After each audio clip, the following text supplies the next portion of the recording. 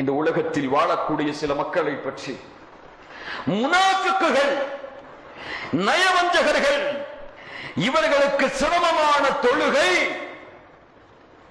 ஸலாத்துல் இஷா வ ஸலாத்துல் ஃபஜ்ர். இன்னைக்கு யாருக்கு சிரமம் ஆயிடுச்சு?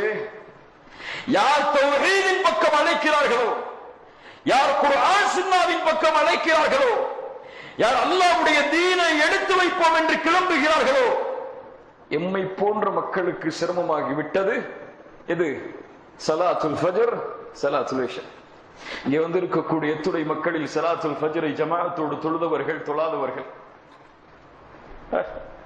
ரசூலுல்லாஹ் சொன்னார்கள், இது முனாஃபிக்குகளுக்கு சிரமமான தொழுகை.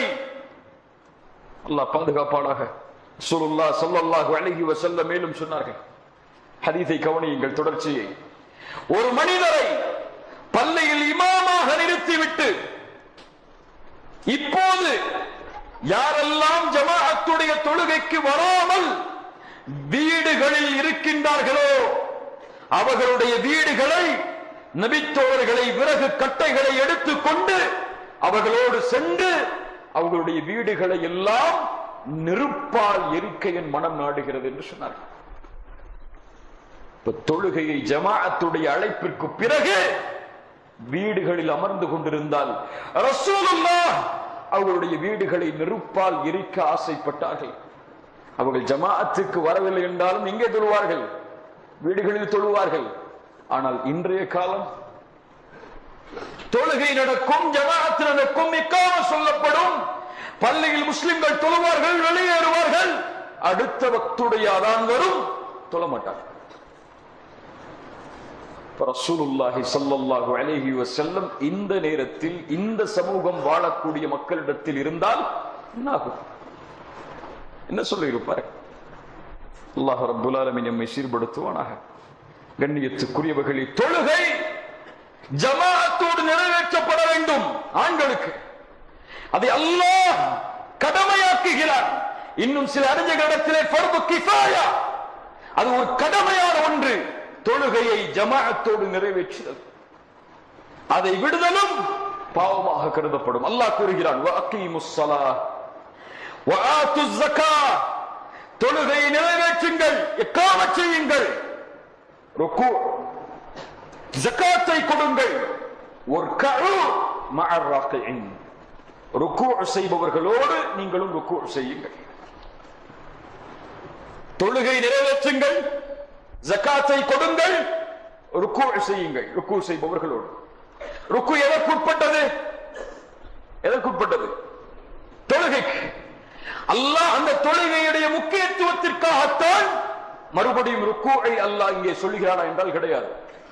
தஃசீர் கலையுடைய ஆசிரியர்கள் சொல்லுகிறார்கள், வர்கஉ மஅர் ராகிஇன் என்றால் அந்த தொழுகையை நிறைவேற்றக்கூடிய முறையை அல்லாஹ் சொல்கிறான்.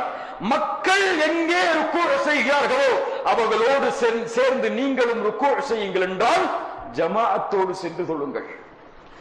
அதுதான் இக்காமத்துஸ் ஸலாஹ், தொழுகையை நிலைநாட்டுதலாகும் என்று சொன்னார்கள். சுப்ஹானல்லாஹ். நம் எல்லோருக்கும் ஒரு நபித்தோழருடைய அறிவுரையை சமர்ப்பிக்கிறேன். இப்னு மஸ்ஊத் ரலியல்லாஹு அன்ஹு. சுப்ஹானல்லாஹ். இப்னு மஸ்ஊத் அவர்கள் சொன்னார்கள், யார் ஒருவன் அல்லாஹுவை நாளை மறுமையில் முஸ்லிமாக சந்திக்க வேண்டும் என்று விரும்புகிறானோ, இப்னு மஸ்ஊதின் வார்த்தை, ஒரு நபித்தோழர் நமக்கு செய்யக்கூடிய அறிவுரையாக பாருங்கள். யார் ஒருவன் நாளை மறுமையில் முஸ்லிமாக அல்லாஹுவை சந்திக்க வேண்டும் என்பதை விரும்புகிறானோ அவர் பாதுகாக்கட்டும் 5 நேர தொழுகைகள். அல்லாஹ்வுடைய தூதர் ஸல்லல்லாஹு அலைஹி வஸல்லம் அவர்களுக்கு அல்லாஹ் ரப்பல் ஆலமீன் அவனுடைய மார்க்கத்தில் பல நேர்வழிகளுக்கு அவர்களுக்கு வழிகாட்டி இருக்கிறான். அந்த வழிகாட்டிய நேர்வழியில் உள்ளதுதான் தொழுகை எங்கே அழைக்கப்படுகிறதோ அங்கே சென்று தொழுதல். அது அல்லாஹ் ரசூலுக்கு காட்டிய நேர்வழியில் ஒன்று. ஆனால் யார் அதற்கு மாற்றமாக இன்றைய நேரத்தில் அதற்கு மாற்றமாக தங்களுடைய வீடுகளில் தொழுகையை ஆக்கிக் கொள்கிறார்களோ, இங்க தொழுகையை தொழாதவங்களை பத்தி பேசல, தொழுகையை யார் வீடுகளில் ஆக்கிக் கொள்கிறார்களோ, லதரத்தும் சுன்னத நபியிக்கும், அவர்கள் நபியின் சுன்னத்தை விடுகிறார்கள். மேலும் சொன்னார்கள், வலவ் தரக்தும் சுன்னத நபியுக்கும் லதலல்தும். யார் நபியின் வழிமுறையை விடுவாரோ அவர் வழிகடுவார். கையை அசைப்பதோ நீட்டுவதோ இதில் மட்டும் சுன்னா இல்லை. தக்பீரை எங்கே கட்டுவோம், இதில் மட்டும் சுன்னா இல்லை. சலாமை எப்படி கொடுப்பது, கையை எதிலே வைப்பது, ருக்குவ செய்ததற்கு பிறகு எப்படி கைகளை கட்டுவதா, நீட்டுவதா, வைப்பதா, இதில் மட்டும் சுன்னா இல்லை. நபியின் சுன்னாவில் இந்த தொழுகைக்கு மேல் அமைக்கப்படும் மிக முக்கியமான சுன்னா ஜமாஅத்தோடு பள்ளியில் நபியின் வழியில் தொழுகை நிறைவேற்றுதல். இந்த சுன்னாவை யார் பேசுவது? அல்லாஹ் ரப்புல் ஆலமீன் நம்மை சீர்படுத்துவானாக. மேலும் முடிக்கல இன்னும் சொல்றாங்க. இப்னு மஸ்ஊத் கூறுகிறார்கள், எங்களுடைய காலத்தில் மஅலூமுன் நிஃபாக், தெளிவான நயவஞ்சகன் என்று அறியப்பட்டவன் மட்டும்தான் ஜமாஅத்துடைய தொழுகையில் கலந்து கொள்ள மாட்டான்.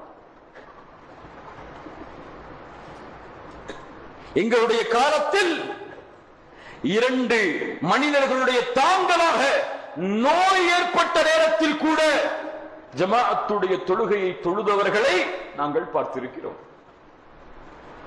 இப்னு மஸ்ஊத் ரலியல்லாஹு அன்ஹு அவர்கள் சொன்னார்கள், யோசித்து பாருங்கள், யோசித்து பாருங்கள். அல்லாஹு அக்பர். தொழுகையை விடுபவர்களே, தொழுகையை பாழாக்குபவர்களே, இந்த குற்றத்தை அறிந்து கொள்ளுங்கள்.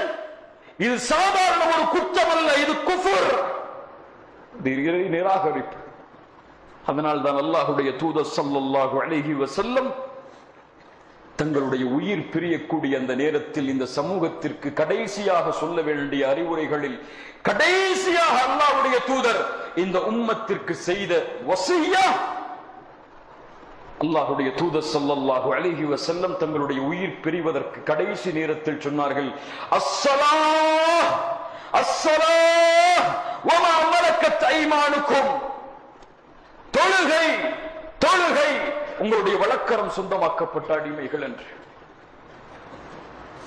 அனஸ் இப்னு மாலிக் ரலியல்லாஹு அன்ஹு சொன்னார்கள், அல்லாஹ்வுடைய தூதருடைய உயிர் பிரியக்கூடிய அந்த கர்கராவுடைய நேரம், அவர்கள் வாயிலிருந்து என்ன பேசுகிறார்கள் என்று புரியாத அந்த நேரம் வரை அல்லாஹ்வுடைய தூதர் ஸல்லல்லாஹு அலைஹி வஸல்லம் சொல்லிக் கொண்டே இருந்தார்கள், அஸ்ஸலா அஸ்ஸலா அஸ்ஸலா.